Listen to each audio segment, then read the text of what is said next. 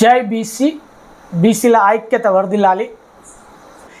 అంటే ఇవి ఇప్పుడు మరి ఎవరి క్వశ్చన్ చేయాలి? మనము బీజేపీ వాళ్ళని చేయాలన్నా, బీఆర్ఎస్ పార్టీ వాళ్ళని చేయాలన్నా, లేకపోతే కాంగ్రెస్ పార్టీని చేయాలన్నా మనం అనేది అర్థమైతలేదు. ఇలా జనాలు కూడా ఇలా తెలంగాణ రాష్ట్రంలో ఉన్నటువంటి 2.5 కోట్ల బీసీలు కూడా కన్ఫ్యూజన్లో ఉంటున్నారు.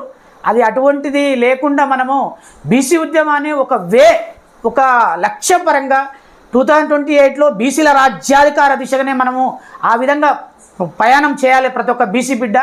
ఎందుకంటే మన దాంట్లోనే బీసీలలోనే వివిధ ఒక ఆయన ఉంటున్న కాంగ్రెస్ పార్టీకి ఒత్తాసు పలికినట్టు కనపడుతుంటుంది, ఒక ఆయన ఉంటున్న బీజేపీ పార్టీకి ఒత్తాసు పలికినట్టు కనపడుతుంటుంది.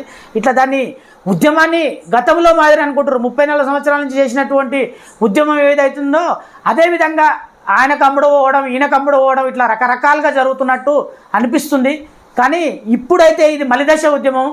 యావత్తు తెలంగాణ రాష్ట్రంలో నాటువంటి బీసీ ఉద్యమకారులు లక్షలాది మంది ఇలా ప్రాణాన్ని త్యాగాన్ని చేయడానికి కూడా సిద్ధంగా ఉన్నారు.